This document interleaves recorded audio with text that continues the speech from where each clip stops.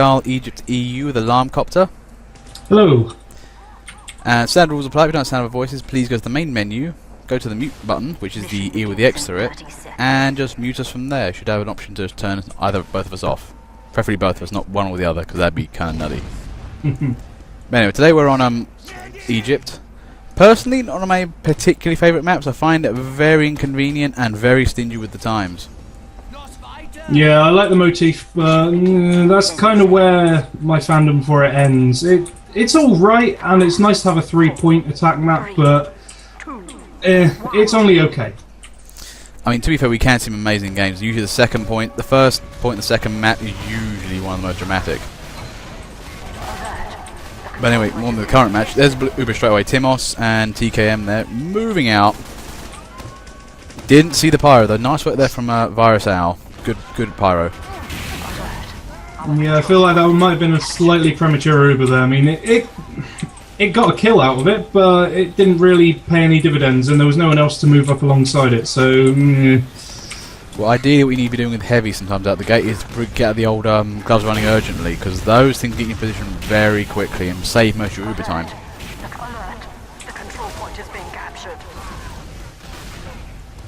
For the time being though, I'm just looking at teams, and it looks as if, you know, Blue is trying to get onto the point. They're just kind of struggling to get on there for the time being.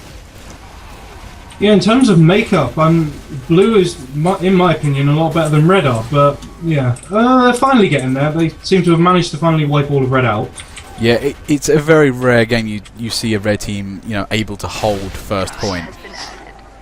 It's much like Dust Bowl in that comparison, just the fact that the first point of the first map is pretty much a guaranteed goner. Yeah, I mean, that's the thing, you get an achievement for that in, like, Dust Bowl. But in any case, I mean, 6 minutes on the clock, though. This is where this game kind of really is different from the others. It's stingy with time. I mean, if you don't... like, Blue got this point at that point relatively early, which you kind of need to do. Otherwise, you will lose the entire game if you don't. Yeah, I mean, going back to Dust Bowl, especially when you compare it to that, like, there's some parts of Dust Bowl where you have, like, 20 minutes to attack a second point. That's ridiculous. You know, 5 minutes is, you know, something you sort of expect on, like, a last point of a payload or something. Oh, I think seeing the finisher here. There's an Uber again. It's TKM. Oh, look, there goes. Times 1, times 2, maybe. And Big Man finishes it off. Nice. That was very nicely done. Yeah, that again, just, you know, use Ubers, just win. Okay, round 2. Teams are still relatively... Yeah, the thing with Egypt, not particularly popular these days. Yeah, well, I mean, you know, this is what I'd say about 20 people on here, so you can't really expect it to be full when compared to something like 2-4 or Dust Bowl or something boring like that. Yeah, at least with like Dust Bowl though, it's got some pedigree to it. 2-4 is just pretty much stalemate-matic. It's just play to do team deathmatch because you don't want to do that thing, which is actually the point of the game. But anyway, having a look at the teams, see what's going on. But Blue, this is the thing. Blue is winning simply because partially because of class choices, partially because of skill. I mean, that's a great push force and really appropriate for this particular point. Yeah, Reds has definitely improved from last time round, but yeah, I think Blue has just got slightly better players on there. And although it's not everything, looking at the points, they stack up a lot better on Blue than they do on Red. Yes. Yeah, for the time being, all the DOMs in the game are on Blue team. But look at this though, I mean, the overkill's already on the point. If you had a pain train, that'd be excellent. But, you know, Red team took a bit long there. Now, that's a problem for them. When a cap starts going up that quickly, people think, oh, okay, the cap's weak, we can just take it. Yeah, especially considering they have got 2 people now defending it, and, well, now 1 person defending it. It's not looking good. No, it's not. That's the thing. I mean, Red are trying to get in there. Strawberry Apple, yeah, on the point. Just hold it. Don't let them get on it. But this is the thing. If basically Blue keep forcing him to go on the play, it's going to force him to play desperation game, and that's not what Red wants. To be honest, I'm quite surprised we didn't see more of a NG defense from Red to begin with. I mean, usually you'd expect, you know, a good sentry placement there. That's pretty much a standard area for a sentry, and there was nothing at all. Yeah, there been a suspicious lack of NGs for the time being. And we should also, Maya, be careful, she is good, he or she is good. You never can tell with the internet. But yeah, now that's the thing. Red do need to get a defense line going, and that tradition requires engineers. And also, 10 minutes on the clock on Egypt. That's a lot of time. I mean, I'd say what Red need to do right now is basically they'll keep an eye on all three of those entrances. Looks easy, but deceptively not. You can't cover all three from one end. You can cover it really from the back, but you lose range. If you try and get contact on one, you're blindsided by the other two. Yeah, I mean, they're good choke areas. I mean, in that regard, they work very, very nicely. But obviously, when you've got a choke point, it can go either way. And especially the left-hand side from Blue's point of view, there's a back wall where they can fire explosives out, stuff like that. It's not necessarily going to be direct hit kills, but anybody in there on Red could be looking to get a lot of damage done on them without being able to put a lot out. Yeah, that's the thing. That's the thing with walls, actually. You really do need to keep an eye on those things, especially soldiers. Demoman, not so much, but soldiers, yeah, they do love those long shots with the walls. Looking at Virus out for the time being, though, this guy is really on the ball. I mean, and actually what Red have done, actually, probably the best decision, which is hold that top area the best they can. And then they've got some fallback room if they need to. Yeah, it's a very, very good area to move into. You've got literally every single route, you have the height advantage, and I don't think a lot of people really know that much about how important height is in TF2, especially when you're playing as like a soldier or a heavy. It's incredibly hard to fire things like rockets and, you know, aim as a sniper or something like that up a hill or something like that against the defending team, especially when you've got so much coming down at you from one spot. Well, speaking earlier about your thing about having a wall to fire at, you're pretty much firing against the sky. You've got nothing to kind of bounce your splash off of. Now, what Blue ID need to do in this situation here is they do need to take the heights, but this is a tricky, tricky map. Now, ideally, you need an engineer as well, because actually one thing I find with Egypt, the second point, is punishing. You need to get a teleport up to that top bit pronto when you get that point. Yeah, I'd say this is absolutely the hardest point to push in Egypt, and yeah, it's a really short area that you have to run, but because of that just raised up area for the first point, Red can do what they're doing now and pretty much dominate the whole area. Well, speaking of domination, Virus and who's the medic here? Maya. Yep, that's dangerous. They're just simply moving out there and just killing everyone. You know, it's a good way to play the game. We just basically just kill everything that's not your team colour. You know, sometimes the old facts are simply true. Just kill the entire enemy team and things will be better. But, you know, preferably achieve the objective at the same time if you can. You know, that's what you're supposed to do.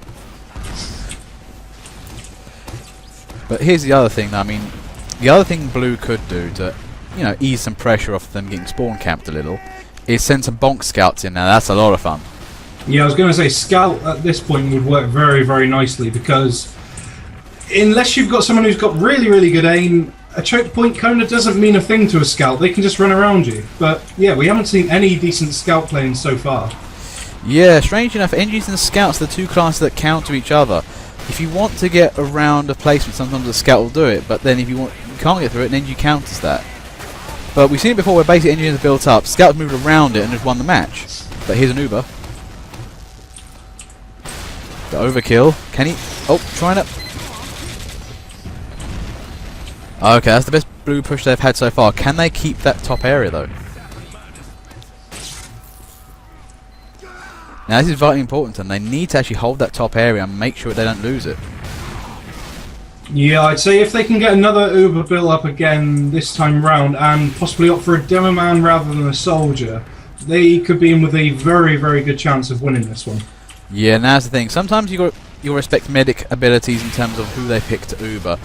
Now, you know, there's problems with that sometimes when you suddenly get Ubered and then you're supposed to perform. That's always really panicky. You know, medics need to kind of broadcast what they want to do sometimes. And then on top of which, you know, just selecting anybody at random really doesn't help, because if you get somebody who's not particularly skilled, shall we say, you just wasted that Uber. Yeah, that's where the chat keys come in really, really handy. I mean, just using something like the Z and 3 just say go, go, go is a really, really good indicator of whether or not you're going to be using an Uber or whether you want an Uber. It works both ways. Well, my thing is, if I'm being healed by a medic with an Uber, I would say medic to basically say yeah, I want to be Ubered now, because there's no other reason why I would say the medic thing, because I know I'm being healed. Well, you say that, but then I've medic players before who just decide to spam the E key until something happens, which it never does because I'm already healing them. Yeah, oh god, I hate hypochondriacs for that reason. It's just like, I need medic, medic, medic, you're on full health, asshole. Medic, shut the fuck up! You're not. Nobody likes you as well. The medics don't tend to want to heal you because you keep being a crybaby, and you're diverting attention from guys who really need it. And it's kind of like a 999 number, really, but nowhere near as serious. Oh wait, what shenanigans going on here? A little bit of action on the point. Oh wait, what's this? Okay, looks like Demoman trying to creep onto the point there. Interesting. Well, here's the thing though. Down to 4 minutes, Blue have lost a lot of time here. Yeah, they had... Again, it seems to come down to the fact that there's a really, really good window of opportunity right after they capture the first point, and no one ever seems to go for it. I feel like it's, like teams are afraid to move up after capturing a first point, just because they've got that extra time, so they feel like they can chill out. And to me, it's a case of, if you're winning, keep winning, not, wait until you can win later on. For me, that's one of the biggest problems with a lot of players in TF2. They feel as if you can take a break. No, when you're winning, keep winning, because you don't know if you're going to win.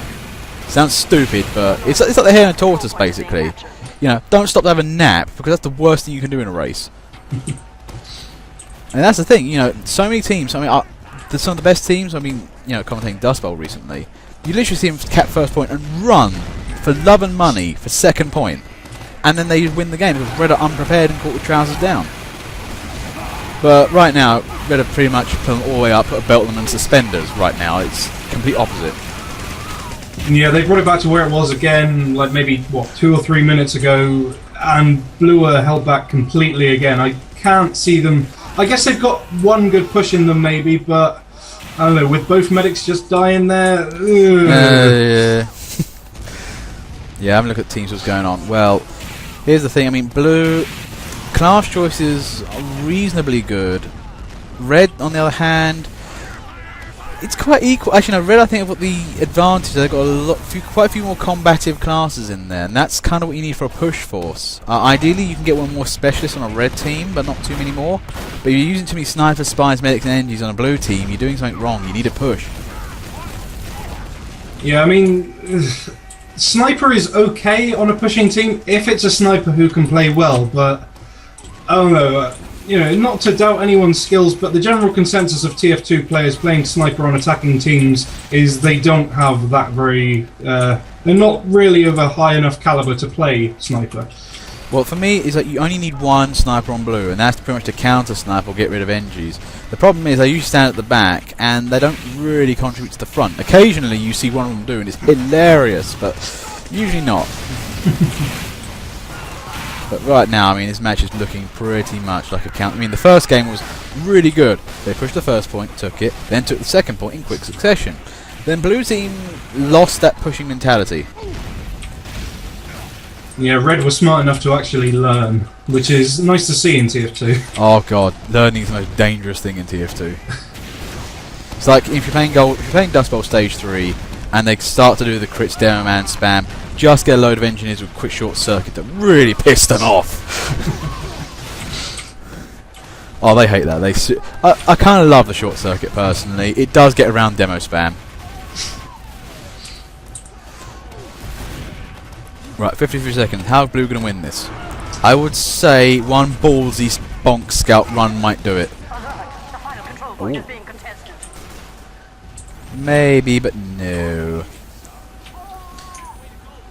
Yeah, they need either an Uber, which I don't think they've got enough time for now, or a calculated bonk scout, which I don't know if they've got the organisation for that. Calculate. Yeah, no, 24 seconds. They really needed more time now. They had a lot of time and they did squander a lot of it. I don't know, squander. I think Red team really just got the better of them. They couldn't get back up the hill again. I think what happened was red team were hard defending the front, a lot of them died, and blue simply charged the spire when they had the chance.